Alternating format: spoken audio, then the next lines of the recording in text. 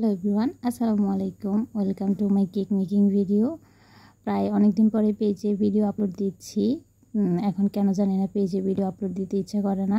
তো যাই হোক, কেকে ফিরে আসি। এখানে আমি আজকে আপনাদেরকে একটি চকলেট ফ্লেভারে কেক ডেকোরেশন শেয়ার করছি। এখানে আমি আগে থেকে একটি চকলেট ফ্লেভারে বেস তৈরি করে নিয়েছি এবং ক্রিম ফ্রস্টিং করে কেকটিকে ভালো করে ফ্রিজে সেট করে নিয়েছি। তো এই তো এখানে আমি হোয়াইট ক্রিম দিয়ে কেকে একটা ফিনিশিং করে নিচ্ছি।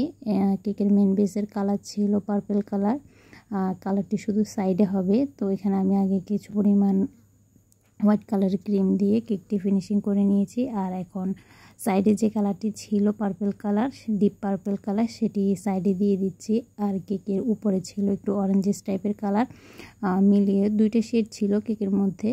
তো এই তো এখন আমি উপরে হালকা পরিমাণে অরেঞ্জ ফুড কালার দিয়েছি।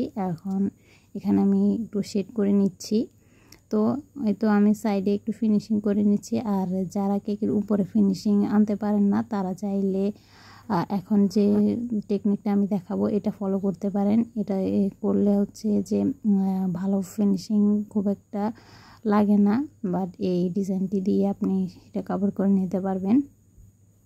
আর এই তো উপরে ফিনিশিংয়ের পরে আমি কেকের উপরে যে কাস্টমার যে নামটি লিখতে বলেছে সেটি লিখে দিচ্ছি। কেকের ডেকোরেশন খুবই সিম্পল ছিল, বাট দেখতে অনেক বেশি সুন্দর লাগছিল। তো যাই হোক, কেকের নামটি লেখার পরে এখানে আমি কিছু বাটারফ্লাই ইউজ করব। এই বাটারফ্লাইগুলো হচ্ছে নন এডিবল, যেগুলো খাওয়া যায় না। তো এখানে কেকের সাইডের বর্ডারটা আমি দিয়ে দিচ্ছি। আর এরপরে কেকে যে বাটারফ্লাইগুলো বসাবো বলেছিলাম সেগুলো বসিয়ে দিচ্ছি। এগুলো কিন্তু খাওয়া যাবে না, আগে বলে দিয়েছিলাম। তো এই তো ডেকোরেশন কমপ্লিট।